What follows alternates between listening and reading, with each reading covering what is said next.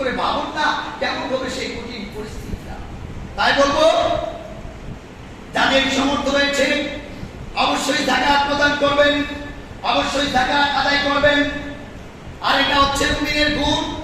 একজন মুমিন যদি তার সামর্থ্য থেকে থাকে তাহলে অবশ্যই সে যাকাত আদায় করবে। এটাই মুমিনের গুণ, এটাই মুমিনের পরিচয়, আর এটা একজন সফলতা, এটা একজন প্রকৃতপক্ষে সফলকাম ব্যক্তির পরিচয়, একজন প্রকৃতপক্ষে সফলকাম ব্যক্তির গুণ। সম্মানিত উপস্থিতি, অতঃপর আল্লাহ পাকের আপনি কারীম মুমিনের আরো গুণ বর্ণনা করে তিনি বলেন, ওয়াল্লাযীনা হুম লিফুরুজিহিম হাফিযুন ইল্লা আলা আজওয়াজিহিম আও মা মালাকাত আইমানুহুম ফাইন্নাহুম গায়রু মালুমিন।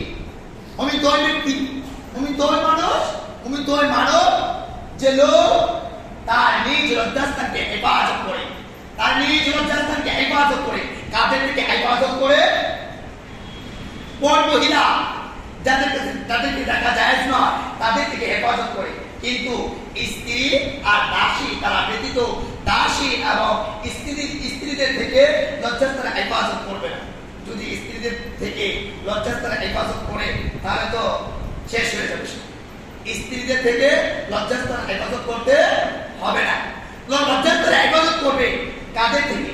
যাদেরকে দেখা যায় না তাদের থেকে লজ্জাস্থান অবশ্যই হেফাজত করবে।